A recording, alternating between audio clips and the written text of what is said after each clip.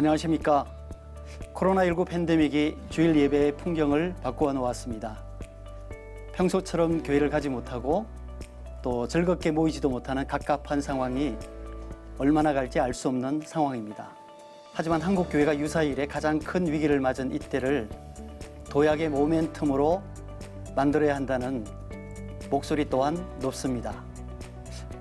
이에 굿TV 기독교 복음방송은 코로나19가 한국 교회에 야기한 도전들, 제기하는 근본적인 질문들에 대해 현장 목회자들 비롯해서 학자와 전문가, 교회 관계자, 성도님들을 모시고 다양한 목소리들을 들어보고자 연중특별기획 주여 이 땅을 치유하소서를 준비했습니다.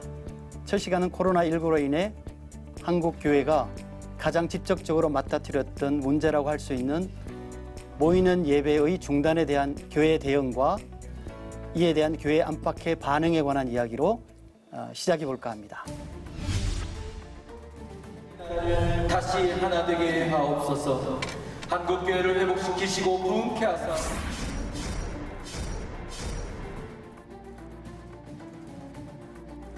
정규 예배 이외의 각종 모임과 행사, 식사 제공 등이 금지되고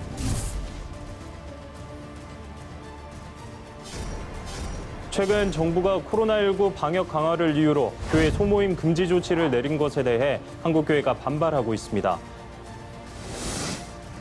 방역 수칙을 잘 지켜주신 덕분에 감염 사례가 발생하지 않고 있습니다.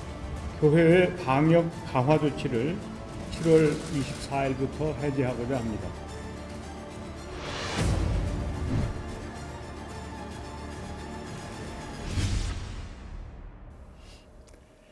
네, 먼저 오늘 함께 말씀 나누실 분들을 소개해 드리겠습니다. 고신대학교 손봉호 석좌 교수님 나오셨습니다. 안녕하십니까. 총신교회 박종순 원로 목사님 나오셨습니다. 안녕하십니까. 신나는 교회 이정기 목사님 나오셨습니다. 안녕하세요. 실천신학대학원 대학교 정재영 교수님 나오셨습니다. 안녕하세요. 코로나19가 반년 넘게 지속되고 있습니다. 코로나19 팬데믹, 과연 성도들은 신앙적으로 이것을 어떻게 이해하고 어떻게 받아들이고 있는지 하는 점부터 먼저 시작해 볼까 합니다. 먼저 박종순 목사님께서 말씀해 주시면 좋겠습니다. 우리가 지금 문제시하는 거는 뭐 다른 것 다 문제가 되지만은 교회입니다. 우선 공예배가 무너졌거든요. 그럼 우리가 여기서 어떻게 해야 되는가? 저는 그렇게 생각을 해요. 하나님의 메시지를 들을 수 있어야 한다. 그 하나님의 메시지가 뭐냐? 제가 해석하기에는 그 오만한 인간의 문명을 질타하고 계시는 것 같아요. 교만, 오만, 불손. 마치 바벨탑을 쌓았던 옛날 사람들처럼 현대 문명과 과학이 바벨탑을 쌓고 있는데 해법이 없잖아요. 그래서 그 하나님의 심한 메시지를 교회가 들어야 되고 또 세계인이 들어야 된다. 그런 생각을 하게 됩니다. 네, 우리 손봉호 교수님께서는 어떻게 생각하십니까? 예, 하나님께서 우리에게 복도 주시지만 또 재앙도 주시니까 이걸 그대로 수용하는 도리밖에 없습니다. 다른 방법이 없죠. 지금 박 목사님 말씀하신 대로 하나님께서 왜 이런 재앙을 우리에게 주시는가에 대해서 한번 반성해 볼 필요가 있어요. 그래서 이건 경고이기도 하고 어떤 면에서는 심판이기도 하고 그러나 심판이나 경고는 다 하나님의 사랑에서 근거한 거니까 우리가 수용하는 도리밖에 없습니다. 다만 우리가 지금 할 수 있는 것은 생명을 살리기 위해서는 가능한 한 그 감염이 확산되지 않도록 방역에 적극적으로 동참하는 것, 그밖에 다른 길이 없다고 생각합니다. 네.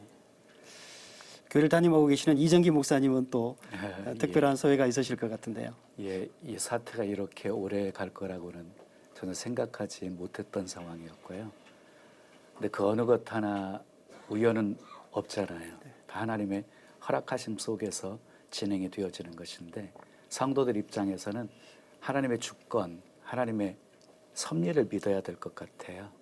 그러니까 그러니까 살리기도 하시고 죽이기도 하시고 높이기도 하시고 낮추시기도 하시고 가난하게도 하시고 부하게도 하시고 음부에 내리기도 하시고 올리시기도 하시고 세우시기도 하시고 허물기도 하시는 하나님. 그러니까 모든 주권이 그러니까 하나님께 있다는 그 신앙이 굉장히 소중할 것 같고요. 욥이 말할 수 없는 고난 속에서 그 고난을 극복할 수 있었던 비결이 하나님의 주권 신앙이 있었거든요. 주신 이도 여호와시요 취하여 가신 이도 여호와시니 여호와 이름이 찬송을 받으실지어다. 요셉도 마찬가지로 팔려왔다라고 생각하지 않고 하나님이 보내셨다라고 생각했기 때문에 주어진 삶에 최선을 다했다고 생각을 해요. 그러니까 왜 이런 사태가 벌어졌는가? 우리 성도들 입장에서는 하나님의 뜻이 무엇인가를 조금 깨달으려고 힘써야 되지 않을까 하는 생각입니다. 네. 기독교 사회학자로서 우리 정재영 교수님은 또 특별한 좀 생각이 있지 않으실까 하는 생각이 듭니다만. 네, 뭐 저도 비슷한 생각입니다. 기본적으로 우리의 삶과 신앙을 한번 점검해야 될 그런 기회로 삼아야 되겠다는 생각을 많이 하고 있고요. 앞에 말씀해 주신 것처럼 이런 코로나 사태가 어떤 무분별한 개발이라든지 환경 파괴와도 관계가 있기 때문에 과연 우리가 평소에 하나님의 어떤 창조 원리를 잘 따라서 살고 있는가, 우리 사회가 그렇게 작동하고 있는가 한번 점검할 기회라고 생각을 하고요. 또 말씀해 주신 것처럼 우리 신앙에 대해서도 어떤 목사님께서 그런 말씀하시더라고요. 예배가 멈추니 예배가 보이더라. 우리가 지금 어떤 불가항력적인 사태에 의해서 예배를 중단하게 되었는데 그렇게 하고 보니까 과연 우리에게 예배는 무엇이었나, 예배의 진정한 의미는 무엇일까를 정말 깊이 고민하는 시간이 되더라는 거예요. 그래서 우리가 조금은 좀 관습화된 그런 신앙을 갖고 있진 않았는가, 그런 교회 생활을 하지 않았는가, 이런 것들을 한번 점검하고 반성할 기회로 삼는다면 오히려 또 이런 극복을 하는 데서 좋은 기회가 될 것 같습니다. 네.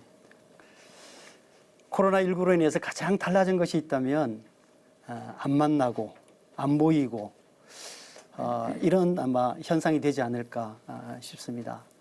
교회로서는 예배를 모여서 드리지 않는다? 이런 일이 아마 처음 있지 않았나 이런 생각을 하게 됩니다. 저희가 앞에서 화면에서도 잠깐 나왔지만 특히 그 행정명령이 이렇게 발동되었을 때 교회로서는 상당히 큰 충격이 아마 있었던 것으로 제가 기억을 합니다. 당시 교회 상황에 대한 얘기도 있어야겠지만 행정명령의 어떤 그 정당성, 또 이에 대한 교회의 입장 정리를 한번 먼저 해보고 지나가는 것이 좋지 않을까 이런 생각이 듭니다. 우리 손봉호 교수님께서는 어떻게 생각하십니까? 예, 우리 교회로서는 그 모이는 것이 굉장히 중요하죠. 앞으로도 이건 우리가 끝까지 그 잘 지켜야 되는 아주 중요한 그 교회 생명과 관계되는 건데, 그러나 정부가 이런 정책을 쓰는 것에 대해서 우리가 항의할 권리도 자격도 없습니다. 대규모의 집회가 주기적으로 모이는 것은 교회뿐입니다.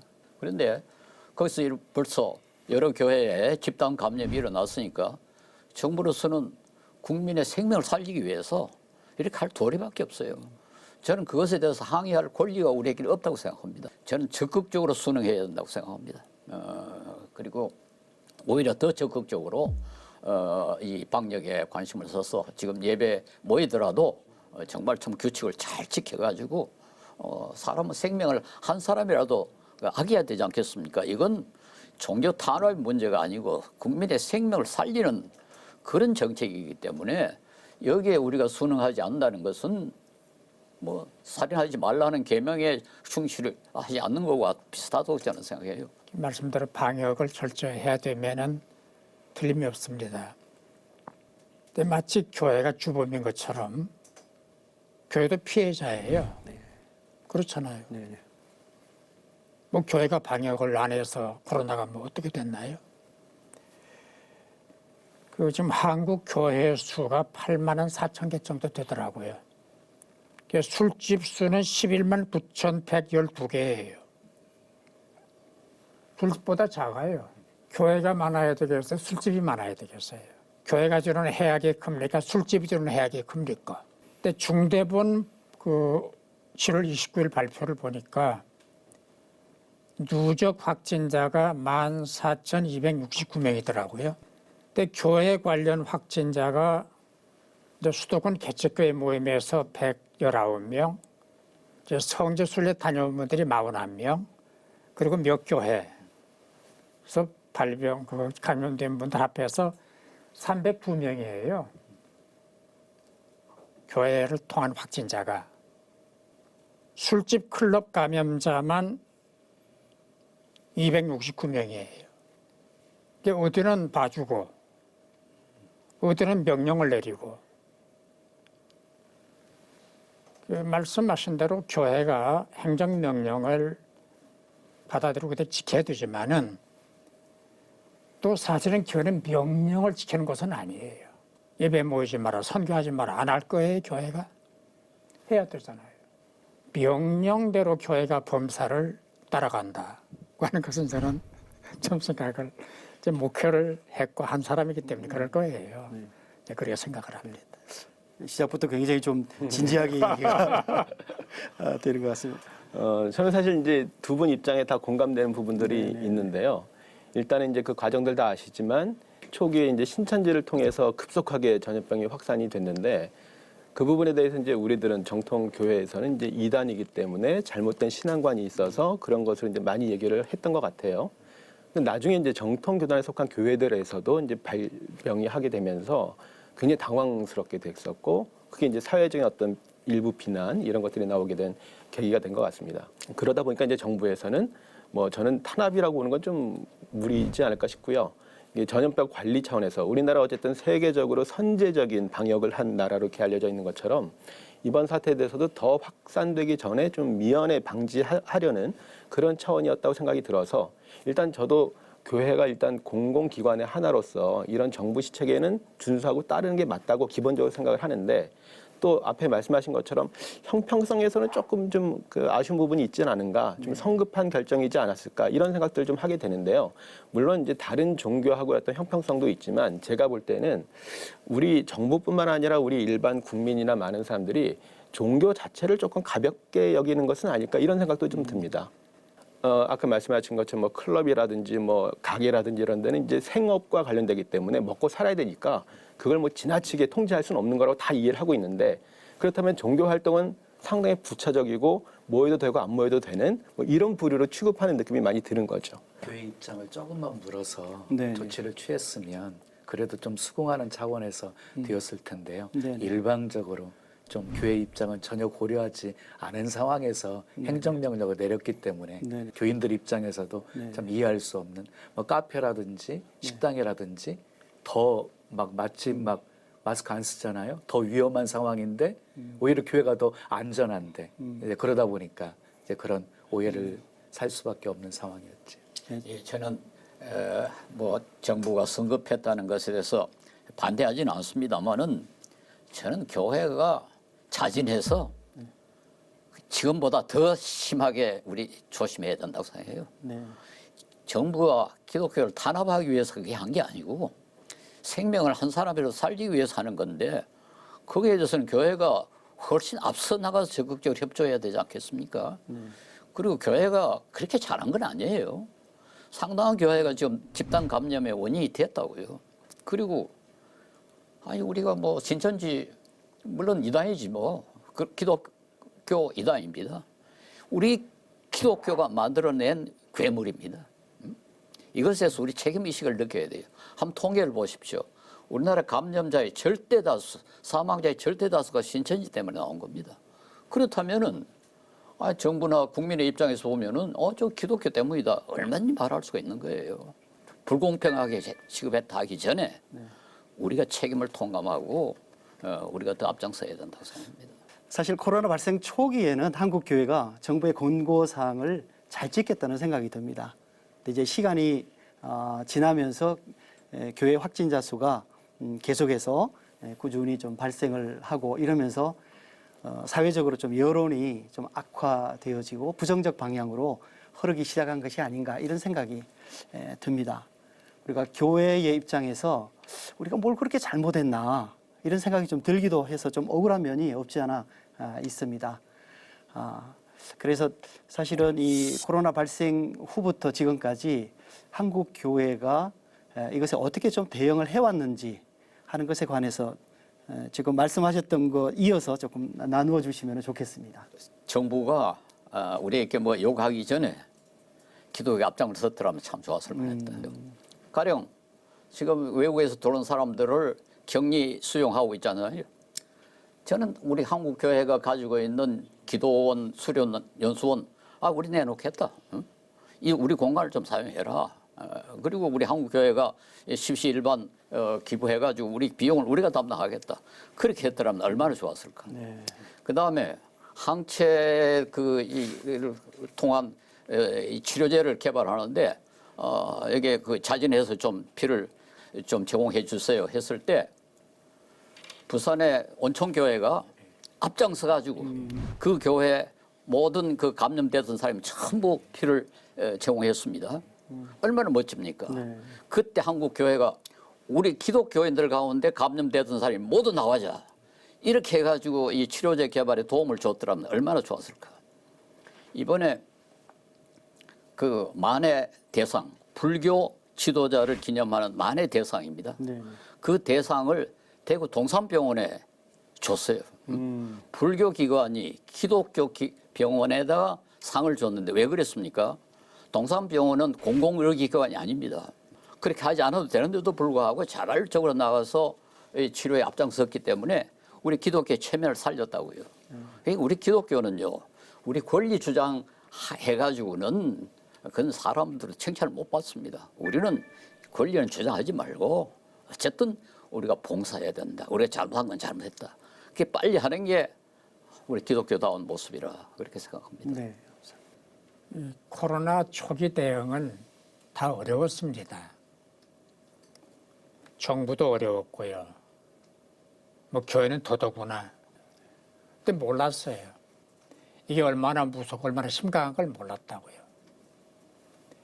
교회는 더 몰랐죠. 뭘 어떻게 되는지. 지침도 없었고 대책도 없었고. 그렇지만은 교회가 어떻게 하고 있느냐. 잘하고 있어요. 제가 보기에는. 지금 예배를 드립니다만은 다 1m 지그재그로 간격 자리 정하고요. 마스크 다 써요. 이렇게 잘 쓰는 공동체가 없어요. 선거 때도 마스크 쓰고 하더라고요. 네, 그렇더라고요. 그러죠. 온라인 예배 드리죠. 방역 철저하죠. 매일 한다고요. 들어갈 때 다 열쇠죠. 어떤 교회는 QR 시스템까지 다 도입을 해가지고 체크를 해요. 꼼짝도 못해요. 만일에 교회가 이렇게 안 했더라면 확진자가 엄청 불어났을 거예요. 몇천 명 됐을지도 모르죠. 잘하고 있습니다만은 더 잘해야죠. 근데 교회가 국민 건강에 피해를 준다고 하는 평을 듣게 되면 안 되는 거니까. 그러나 일방적으로 교회가 공격을 하고 매도당하는 건 막자. 그게 제 입장입니다. 특별히 다 아시는 대로 이제 우리는 개교회주의 전통을 따르기 때문에 천주교나 불교가 나름 좀 일사불란하게 발빠르게 대응하는 데 비해서 개신교는 좀 그렇지 못한 특성들이 있습니다. 개 교회마다 사실은 교단에서 어떤 기본적인 가이드라인을 주더라도 각 교회는 또 거기에 꼭 따르는 것은 아니거든요. 그러니까 재량으로 판단해서 예배를 드리기도 하고 하는데 특별히 이제 작은 교회들이 이런 준비가 좀 부족했던 건 사실이죠. 예산도 부족하고 방역도 조금 어렵고 초창기에는 뭐 마스크 문제라든지 거리두기라든지 큰 교회들은 공간이 넓기 때문에 거리두기를 하면서 예배를 드릴 수 있는데 작은 교회들은 사실 쉽지 않거든요. 그래서 사실 생긴 문제들도 조금은 있는 것 같고요. 최근에 갔었던 작은 교회는 신자 수 생각하면 굳이 2부 예배를 드릴 필요가 없는데 나눠서 조금씩 예배 드리기 위해서 일부러 1, 2부를 나눠가지고 절반씩 예배를 드리는 교회들이 있더라고요. 그러니까 열심히 하면 그렇게 하기 때문에 문제가 없지만 전체적으로는 각 교회 재량으로 하다 보니까 이게 뭔가 좀 일사불란하게 보이지 않고 좀 뭔가 발빠르게 하지 못하는 이런 측면들은 좀 고려해야 될 것 같습니다. 사실 뭐 해결책은 이렇게 뚜렷하게 없지만 교계를 대표하는 뭐 기관들이 좀 이렇게 협의 기구를 만든다든지 그런 어떤 컨트롤 타워라기보다는 좀 긴밀하게 협의할 수 있는 이런 기구도 좀 필요하지 않은가 생각을 해보게 됩니다. 사실은 이제 매스컴에서 그 교회에 대해서 조금 부정적 단어들이나 뭐 예배 강행 이런 이제 단어들을 쓰면서 너무 좀 부정적 이미지를 좀 입히려고 하는 거 아니냐. 사실 이런 이제 좀 의구심이 없지 않아 있는 것도 있고요. 또 다른 측면에서는 그 교계에서 사실은 이 문제를 좀 정부 차원이나 이런 문제하고 좀 해결해야 될 좀 책임도 있지 않았을까 이런 얘기도 나오고 있습니다. 그래서 이 문제에 관해서도 우리가 조금 얘기가 필요하지 않을까 하는 생각이 드는데요. 국가 재난 위기가 찾아올 때마다 사실 교회가 앞장서 가지고 국가 협력하는 그런 교회였는데 네네. 이번 같은 경우 코로나 사태가 벌어짐으로 인해 가지고 저희 교회에서만 해도 3월 달에 헌금을 모금해서 4천만 원을 대구에 있는 병원에 마스크하고 손 세정제 이렇게 다 보냈거든요. 네. 근데 수많은 교회들이 그렇게 동참했을 거라고 생각해요. 근데 그런 좋은 모습들은 하나도 비춰지지 않으면서 확진자가 발생하게 되어지면 막 교회만 그냥 막 공개적으로 드러내놓고 막 이렇게 발표하게 되다 보니까 그 국민들이 바라보는 시선도 결코 좋은 시각으로 보지 않게 되지 않았나 하는 생각이 듭니다. 교회적 차원은 개교회들은 참 잘하고 어떻게 보면 굉장히 노력을 했는데 어떻게 보면은 이런 부분들은 이제 교계에서 사실은 좀 뭔가 역할을 해줘야 되지 않겠는가 이런 아쉬움도 있다는 생각이 들거든요. 저는 우리 한국 교회가 너무 잘 나가기 때문에 지금 받는 비판입니다. 만약에 한국 교회가 아주 약해가지고 겨우 명맥을 유지하면 절대로 이런 욕을 먹지 않습니다. 성공이 지금 우리가 성공해서 지금 최대 종교가 됐기 때문에 그리고 경제적으로도 상당한 영향력을 행사하고 정치적으로도 지금 뭐 선거 때가 되면 뭐 모든 목사님들 찾아오지 않습니까? 아니 이렇게 잘 나가니까 자연히 질투의 대상이 되는 겁니다. 그런데 그걸 우리가 그거 가지고 우리는 잘못한 게 없다 할 필요가 전혀 없어요. 지금 말씀하신 대로 잘하기만 하면 됩니다. 동산병원 보세요. 칭찬 받지 않습니까? 불교 단체 상을 주지 않습니까? 아니 저 수원의 그 교회 한 사람도 뭐 감염자 몇 사람밖에 안 나왔다 신문에 막 났어요. 잘하면 칭찬 받습니다. 그러니까 우리가 왜 우리가 억울하게 이렇게 비판을 받느냐? 그게 너무 신경 쓰지 말고 잘할 목사님 말씀하신 대로 잘하면 됩니다. 그쪽으로 나가야지 자꾸 변명하려고 해가지고는 너무 구차해요. 세상의 도전은 앞으로도 계속될 거예요. 네. 교회가 성장하면 성장할수록 그렇습니다. 그 세력은 더 강해질 거라고 생각하거든요. 뭐 이런 도전 앞에서 한국 교회는 꿋꿋하게 그냥 변함없이 빗된 사명, 소금의 사명을 감당하려고 힘써야 된다고 생각합니다. 예, 그렇게 하면 되죠. 박정순 목사님께서 하실 말씀이 교회가 적극적으로 좀 동참을 하고 국가를 위해서, 국민을 위해서 고려하고 배려하고 또 헌금을 모아서 방역에 또 보탬이 되도록 지원을 하고 있고. 그러나 그것 때문에 우리가 잘한다 그럴 필요는 없어요. 왜? 당연한 일이거든요. 더 해야 될 일이거든요. 그러니까 우리가 비판, 비난에 너무 힘들게 반응하지 말고 이대로 잘하자. 그래서 칭찬은 다른 사람이 하는 게 내가 하는 거 아니잖아요. 남들이 참 잘한다, 잘했다. 그걸로 되는 거잖아요. 네, 그렇습니다. 우리 교회는 이대로 가자. 그런 얘기를 하고 싶어요. 제가 이제 동탄에서 사역하고 있는데요. 화성시장이 종교단체, 특히 교회가 많잖아요. 종교단체 재난기금을 30만 원씩 다 지원해 줬어요. 그러면서 하시는 말씀이 화성시에서는 교회에 확진자가 한 명도 없었잖아요. 방역 잘해줘서 너무너무 감사하다고 그러니까요. 오히려. 네. 사실 그런 얘기들이 매스컴에서도 좀 많이 발표가 돼야 되는데 네, 그런 얘기들은 매스컴에서 찾아볼 수가 없단 말이죠. 네. 근데 사실 이제 이런 영향에서 이제 최근에 기독교 단체에서 그 조사를 했는데 응답자의 3분의 2가 한국 교회에 대해서 좀 부정적인 답변이 있었단 말이죠. 그런데 이게 이제 코로나 시대를 지나가면서 점점 그 부정적인 인식이 더 늘어나고 있는 상황인 것이 좀 안타까운 상황입니다. 특별히 이게 조금 더 충격적으로 다가왔던 것은 이 교회를 정부보다 더 못 믿겠다 하는 이런 답변들도 꽤 높은 수치로 나온 것을 확인하게 됐는데요. 사실은 이렇게 교회가 점점 좀 부정적인 이런 그 인식, 사회로부터 이런 인식을 받는다는 것에 대해서 사실은 이게 뼈아픈 현실이지 않습니까? 또 이런 상황에 대해서는 우리가 한번 좀 생각을 해볼 필요가 있지 않을까 하는 생각이 듭니다. 손봉호 교수님께서 어떻게 생각하시는지? 얼마 전에 그 영국의 주간지 그 이코노미스트에 이 코로나19를 그에 대해서 그 성공적인 방역을 하려면은 국민이 정부를 신뢰해야 된다. 이제 그 기사를 하면서 최근에 몇 나라를 조사를 해보니까 한국 국민이 정부를 제일 많이 신뢰한다고 돼 있어요. 85% 신뢰한다고 돼 있면서 그 영어로 remarkable, 놀라울 정도로 신뢰한다. 제가 깜짝 놀랐습니다. 우리 국민만큼 정부 불신하는 국민이 어디 있습니까? 근데 이번에 정부를 제일 많이 신뢰한 독일보다도 앞섰다는 거예요. 잘하면 신뢰받습니다. 우리 한국 교회가 다른 건 몰라도 불신을 받는다는 건 저는 제일 안타까워요. 왜냐하면 복음을 맡은 자에게 구할 것은 충성이니라. 고린도전서 5장 2절. 복음을 맡은 자가 에게 요구되는 것은 신임을 받는 겁니다. 신뢰를 할 수가 있어야 돼요. 그래야 우리 이 복음을 전할 수가 있지 않습니까? 전하는 사람이 신뢰를 받아야죠. 우리 다른 건 뭐 잘못해도 적어도 이 시민들로부터 신뢰를 받아야 되는데 정부보다 불신을 받는데 저는 이게 너무 안타까워요.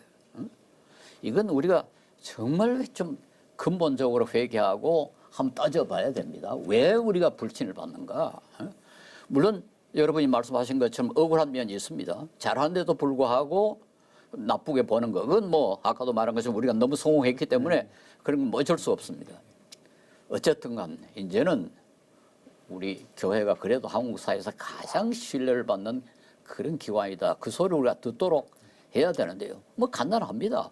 우리 거짓말 좀 적게 하고, 아니 뭐 그게 제일 중요하지 않습니까? 철저히 정직하고, 그 다음에는 공익을 위해서 우리 좀 손해 보고, 그렇게 하면 신뢰 받죠.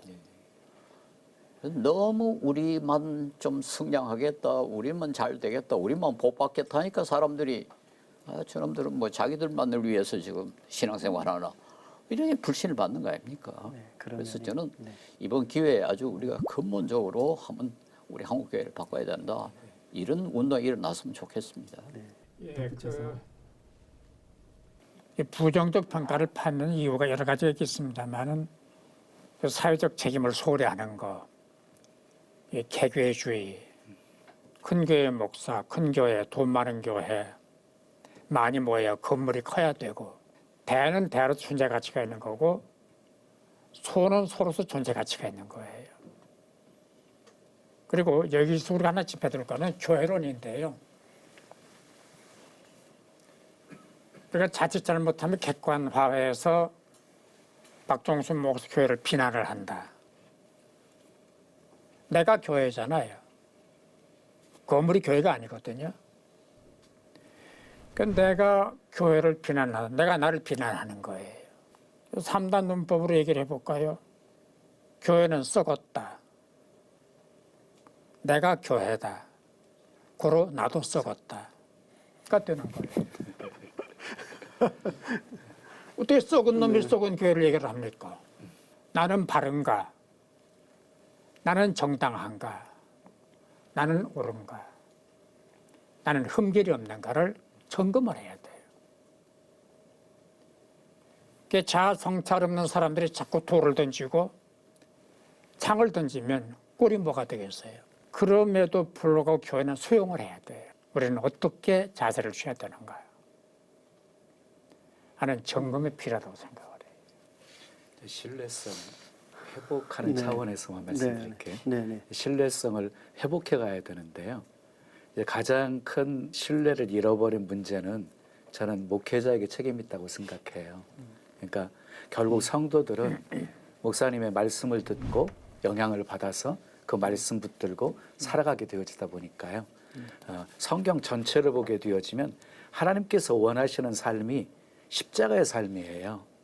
그러니까 위로 수직적인 관계 하나님 사랑, 그 다음에 수평적인 관계 이웃 사랑이거든요. 이것이 균형을 이룰 때 십자가의 삶이 이루어지는 거예요. 그러니까 항상 그러니까 하나님과의 관계 속에서 그냥 나 중심의 신앙생활을 하게 되어지다 보니까 기복적인 신앙으로 빠지게 되어지는데, 말 그대로 신앙이 성숙해져서 하나님이 기뻐하시는 십자가의 삶을 살게 되어지면 사랑하게 되어지고 용서하게 되어지고 헌신하게 되어지고 희생할 줄 알게 되어지고 섬길 줄 알게 되어지고 거짓말하지 않게 되어지고 정직하고 그러면서 신뢰성이 이렇게 회복되리라고 생각해요. 그러니까 성도들 한 사람 한 사람이 작은 촛불 한 자루가 되어서 큰 불을 일으켜야 된다고 생각합니다. 네, 그런 생각이. 말씀 중에 기복 얘기를 하셨어요. 예. 기독교가 기복 종교하면 안 된다. 근데 따져보면은요, 저주를 전제한 종교는 하나도 없습니다. 샤머니즘까지 다 기복이에요. 예를 들어서 기독교가 복을 배제하면 뭐가 남겠어요? 그 저주 받아라, 망해라. 그건 안 되잖아요. 축복의 종교죠.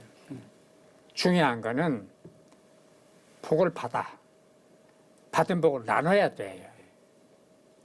교회가 성장을 했어요. 성장 여력을 나눠야 돼요. 울타리 치지 말고. 근데 그게 중요한 거지. 기복 자체를 우리가 문제시할 수는 없다. 근데 기복이라는 것이요, 내가 중심이 되어서 그냥 그렇죠. 복을 추구하면 이게 기복이 되는 거고요. 그렇죠.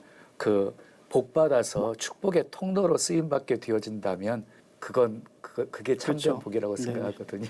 네, 좀 분위기를 바꾸어서 저희가 방청객으로 좀 마이크를 좀 넘겨보도록 하겠습니다. 지금 이 자리에는 신학을 공부하는 분들이 나와 계시는데요. 우리가 코로나 사태 이후에 주변의 사람들에게 교회에 대해서 어떤 생각을 또 어떤 얘기들을 좀 듣는지가 궁금합니다. 제가 먼저 말씀드리겠습니다.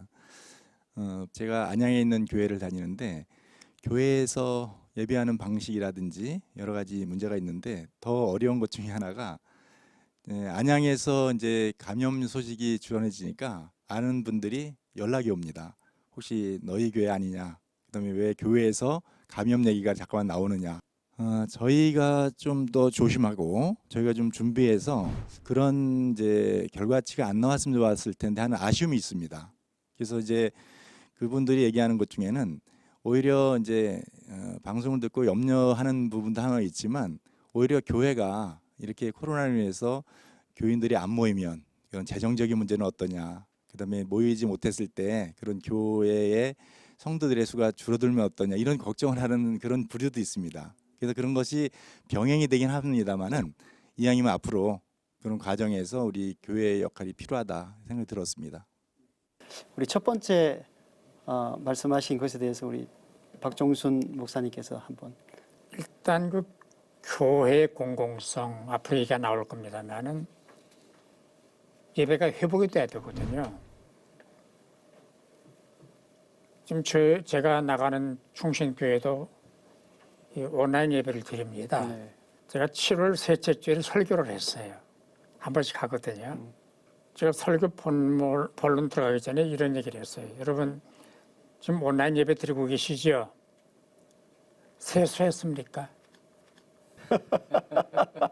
메이크업 했습니까? 옷 갈아입었습니까? 좀 똑바로 앉았습니까? 똑바로 앉으세요. 그리고 교회 올 때마다 똑같이 준비를 해야 됩니다. 샤워하고 머리 만지고 메이크업하고 옷 갈아입고 또 가족과 함께 앉아서 단정한 자세로 찬송 부를 때 같이 찬송 부르고 기도할 때 같이 기도하고 교회가 헌금할 때 같이 헌금을 하고 그리고 그 헌금을 교회로 보내시면 됩니다.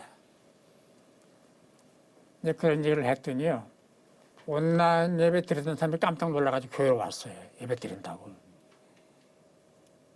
우리가 5번 예배를 드리는데 공예배는 반드시 회복이 돼야 됩니다. 그러나 앞으로 한국 교회가 좀 대처해야 될 여러 가지 방법 중에 하나가 이 온라인 예배. 지금 대학도 다 온라인으로 하고 뭐 회의도 온라인으로 그러잖아요. 이게 보편화되기 때문에 온라인 예배에 대한 대책도 나와야 되지만은 그러나 공예배가 무너지면 안 됩니다. 네. 네, 다른 분 얘기도 한번 좀 들어볼까요? 안녕하세요. 백석 신대원에서 신학을 공부하고 있는 이서윤입니다.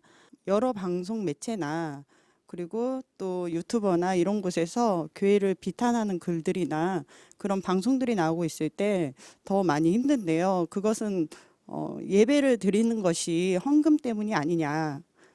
예배를 드리지 않으면 헌금이 없어서 재정적으로 어려움을 겪기 때문에 그렇게 모여서 예배를 드리느냐. 그런 얘기를 들을 때 너무 많이 가슴이 아픕니다. 너무 가슴이 아프고 그것에 대해서 어떻게 교회가 좀 대응하고 그것에 대해서 어떤 방법들을 구체적으로 좀 세워서 지금 봉사를 하고 있는데도 사실 그런 선한 일에는 방송 매체에 나오지 않고 좀 안 좋은 어떤 비판적인 교회를 비판하는 그런 것들만 나오다 보니까 많은 성도들이 많이 어려움을 겪고 있어요. 그래서 그 부분에 대해서 어떻게 교회가 대응할 것인지 그 부분에 대해서 좀 궁금합니다. 헌금도 예배예요. 납부금이 아니에요. 세금이 아니에요. 헌금도 예배이기 때문에 많으냐 작으냐를 떠나서 헌금도 예배와 함께 드리는 거예요. 그러니까 교회가 운영을 위해서 헌금 때문에 예배를 드린다. 그건 아니에요. 그건 잘못 생각하는 거예요. 물론 교회가 교인들이 헌금을 통해서 운영을 하고 인건비를 지출하지만은 그것 때문에 예배를 드리는 건 아니에요. 그리고 교회가 크든 작든 헌금 관리를 잘해야 돼요. 헌금에 걸맞는 관리를 해야지 헌금을 사유화한다든지 엉뚱한 데 쓴다든지 그 헌금의 원리를 잘 지키고 헌금 관리를 교회가 철저하게 해야 돼요. 헌금 때문에 예배를 모인다, 공예배를 드리려고 한다 하는 그 말은 저는 참 굉장한 모독이라고 생각을 합니다. 어떻게 하다가 우리가 이런 모독을 당하게 됐나. 저는 참 너무 안타깝습니다. 지금 목사님 말씀하신 대로 헌금은 아주 중요하고 예배 일부고 사실 저도요. 한 달에 이 지출 항목을 보니까 헌금 항목이 제일 커요.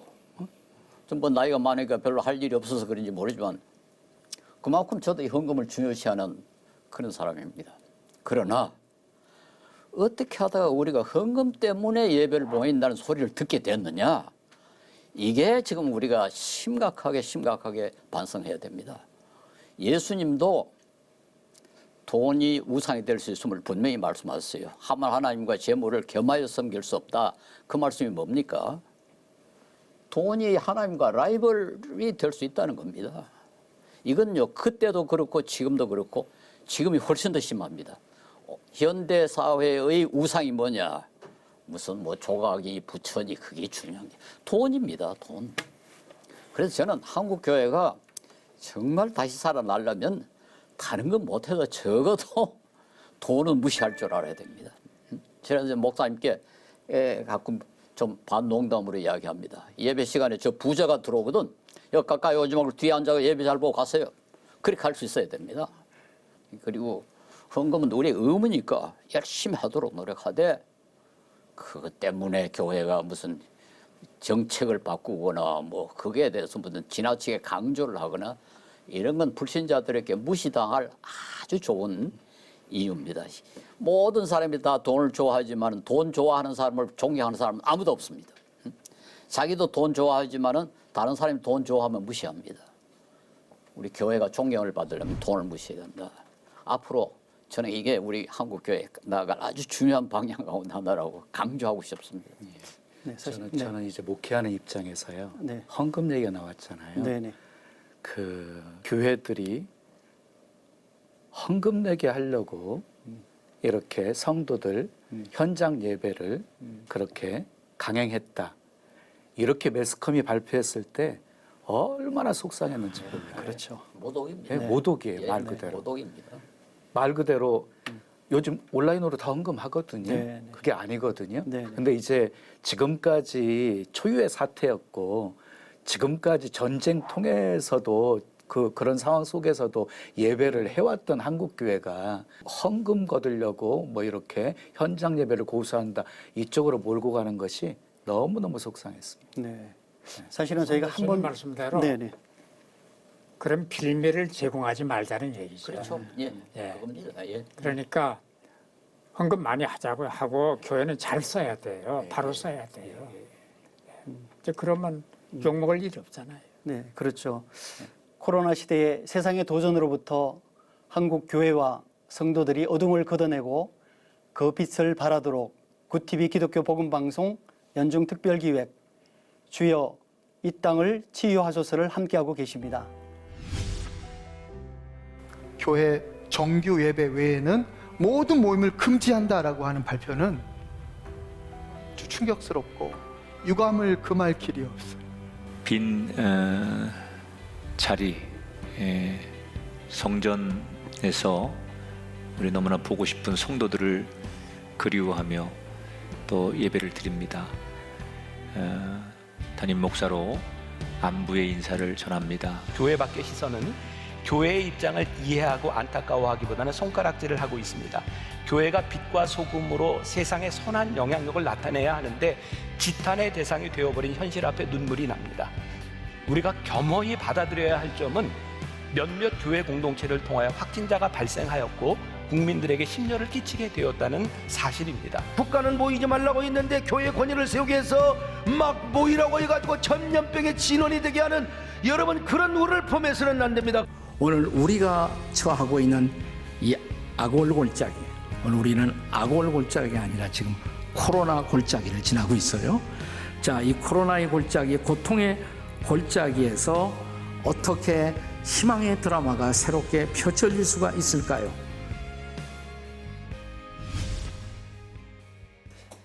네, 지금 화면으로 보셨습니다만 교회가 처한 여러 가지 현실적인 어려움에도 불구하고 오히려 지탄을 받고 있는 그런 안타까운 상황에 대해 많은 교회들이 반성과 또 회개를 또 촉구하고 있습니다.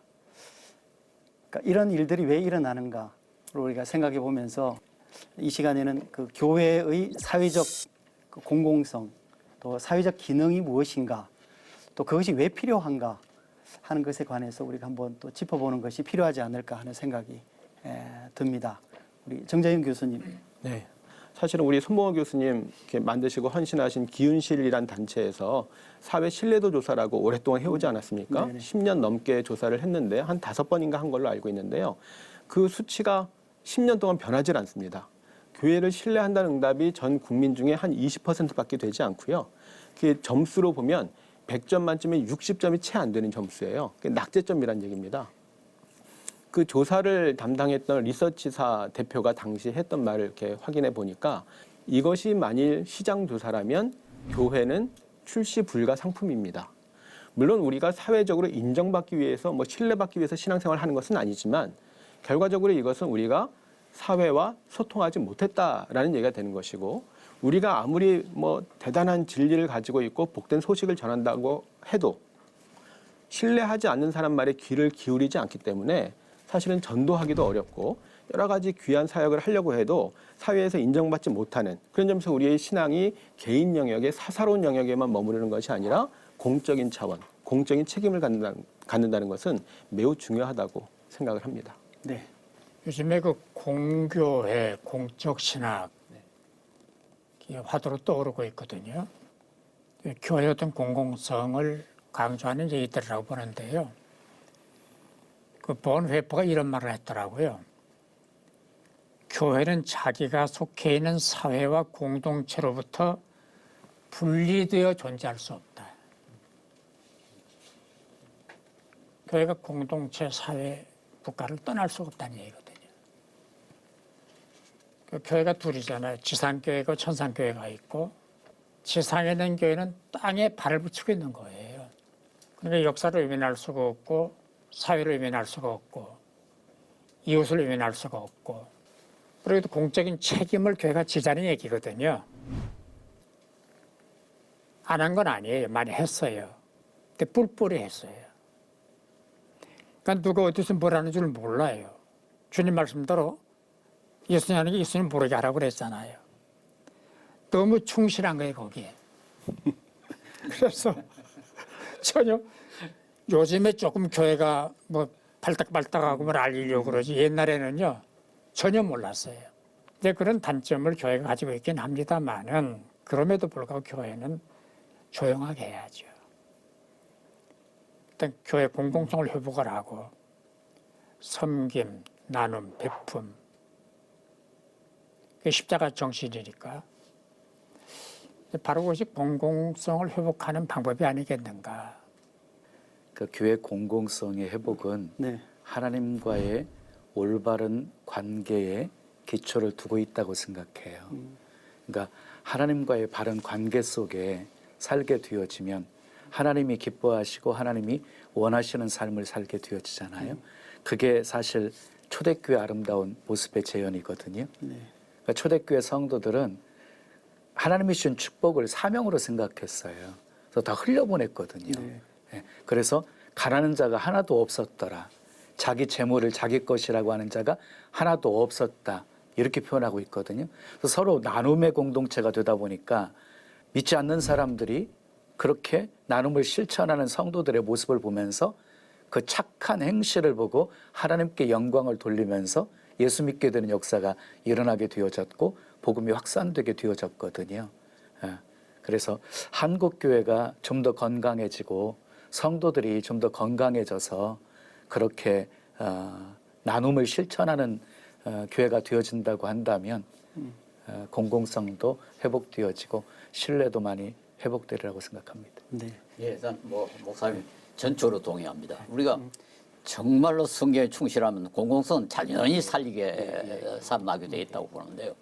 다만 이제 우리가 하나 알아야 될 것은 기독교는 이제 핍박받는 소수가 아니다 하는 그 의식이 필요합니다. 아직까지 우리는 옛날에 천에 하나 만에 하나 그저 선택받았다 하고 핍박받는 소수라는 의식이 아직까지 남아 있어요. 그런데 이제는 한국의 최대 종교입니다. 그리고 초대교회는 그 AD 165년에 생겨났던 유명한 이 전염병 때 환자들을 전부 길거리 갖다 막 버렸는데 기독교인들이 다 가서 물 먹이고 음식 대접하고 그렇게 살렸어요. 그래가지고 결국 교인 수가 확 늘어버렸습니다. 왜냐 기독교인 가운데 죽는 사람이 훨씬 적고 또 도움을 받은 사람들이 감동을 받아가지고 개종하고 성경에 충실하면 공공성이 선한 거 사는 거고 가장 충실한 방법은 제일 약한 사람을 교회가 앞장서서 도우면은 그게 결과적으로 공공성을 살리는 길이다. 그걸 좀 강조하고 싶어요. 네. 지금 말씀 나눈 것처럼 이 공공성이라는 차원이 굉장히 중요하다는 생각이 드는데요. 위대한 종교라면 단지 말로서가 아니라 실천으로서 그런 것들을 증명하고 보이는 것이 굉장히 중요하다고 생각합니다.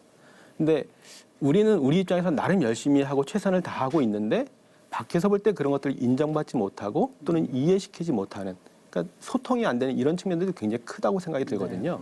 그러니까 우리는 전도하기 위해서 귀한 일을 하기 위해서 교회를 세우고 확장시킨다고 생각하지만 밖에서 볼 때는 자기들 유익을 위해서 한다고 이렇게 오해하는 경우들이 많이 있다고 하는 것이죠. 아까 헌금 얘기도 나왔습니다만 저는 헌금을 투명하게 관리하는 것도 중요하고 거기에 공공성이 중요하다고 생각을 하거든요. 정말 이웃사랑을 위해서 교회 재정이 쓰이고 있는가가 굉장히 중요하다고 생각합니다. 실제로 각 교회 재정을 분석해 보면 사실 이웃사랑을 위해서 쓰이는 비율이 그렇게 크지는 않습니다. 네. 오히려 많은 비중이 교회를 유지하는 데 들어가고 있거든요. 그렇다면 교회가 뭔가 의미 있는 사역을 하기 위해서 세워지고 또 확장이 되고 있는데 사실은 좀 모순적인 일이 일어나고 있는 것이죠. 그러니까 이런 것들을 점검하는 게 굉장히 중요하다고 생각을 하고요. 교회가 하는 여러 가지 그 복지 사역이나 귀한 일들을 많이 하고 있습니다만 자칫 이게 좀 일회적이거나 조금 우리가 가진 게 있기 때문에 좀 시혜를 베풀듯이 될 수 있기 때문에 그런 관계보다는 좀 지속적이고 체계적으로 될 수 있도록 그런 것들이 교회 공공성을 회복하는데 중요한 차원이 될 것이라고 생각이 듭니다. 예, 이 코로나19가 우리에게 큰 재앙이지만은 이걸 우리가 잘 이용해야 됩니다. 네. 초대교회는 전염병 때문에 크게 성장하는 그런 역사가 일어났거든요. 그래서 저는 아주 구체적으로 보면 우선 방역에 우리 기독교가 앞장선다는 인상을 우리 사회에 줘서 그 긍정적인 이미지를 얻도록 하고 이게 지나가면은 아마 경제적으로 상당한 어려움이 닥칠 겁니다. 뭐 그때 옛날 IMF보다 더 심각한 문제가 생길 가능성이 있으니까 이때를 대비해 가지고 우리 교회가 어떻게 해야 될 것인가 지금 아주 좀 고민을 많이 해야 되지 않겠나 싶습니다. 물론 이제 공공복지 이는 정부가 뭐 여러 가지 준비를 할 겁니다만은 그래도 틈새가 생깁니다. 공공복지는 아무도 공적으로 하다 보니까 아주 구체적인 개인의 그 사정을 충분히 고려하지 못할 텐데 교회가 이제는 이 사람들을 어떻게 하면 우리가 좀 돌볼까 거기에 좀 관심을 채택하면 기울여 봤으면 어떨까 싶고 이 기회를 우리가 좀 잘 이용하기를 참 간절히 바라고 기도해야 되겠습니다. 네. 그리고 중요한 거는 교회도 헌금도 내 거 아니잖아요. 네 것도 아니고 내 것도 아니고 하나님 거니까 하나님 것답게 내고 하나님 것으로 알고 내고 하나님의 것으로 알고 집행하고 활용하고 베풀고 나누고 이제 그런 노력을 계속한다면은 공공성은 자연히 회복되지 않겠는가 그런 생각입니다. 네, 이정희 저는 목사님. 이번 기회 통해서 한국 교회가 좀 변하고 성도들의 삶이 좀 변해야 된다고 생각해요. 네. 로마서 12장 2절에 보면 너희는 이 세대를 본받지 말고 오직 마음을 새롭게 함으로 변화를 받아 하나님의 선하시고 기뻐하시고 온전하신 뜻이 무엇인지 분별하도록 하라 하고 말씀하셨거든요. 정말 하나님이 뭘 원하시는지 기뻐하시는지 좀 분별하면서 좀 그 하나님의 강력한 요구가 변하거든요. 그런데 제자들과 사도행전에 나타난 제자들의 모습이 현격하게 달라졌잖아요. 그 달라진 이유가 뭐였나요? 성령 강림 사건 이후였거든요. 그래서 그 성령의 아주 강력한 역사가 각 교회마다 일어나게 되어지면 그 능력으로 하나님의 기뻐하시는 일을 행하며 살게 되어지고 세상을 변화시키는 그런 한국 교회가 되리라고 믿습니다. 네, 말씀 감사합니다. 교회 공공성은 사실 교회 본연의 역할이 무엇인가, 좀 더 근본적으로 교회란 무엇인가 하는 질문과 맞닿아 있다고 봅니다. 구TV 기독교 복음방송 연중특별기획 주여 이 땅을 치유하소서. 이 시간에는 코로나19를 계기로 한국 교회가 직시하게 된 문제점들을 계속해서 하나씩 짚어보겠습니다. 위기는 기회라는 말이 있습니다. 하지만 위기를 기회로 바꾸려면 위기 상황을 냉철하게 들여다볼 용기가 있어야 합니다. 한국 교회가 성찰의 용기를 가져야 할 때가 바로 지금이 아닌가 생각됩니다. 시청자 여러분 대단히 감사합니다. 다음 시간에 뵙겠습니다.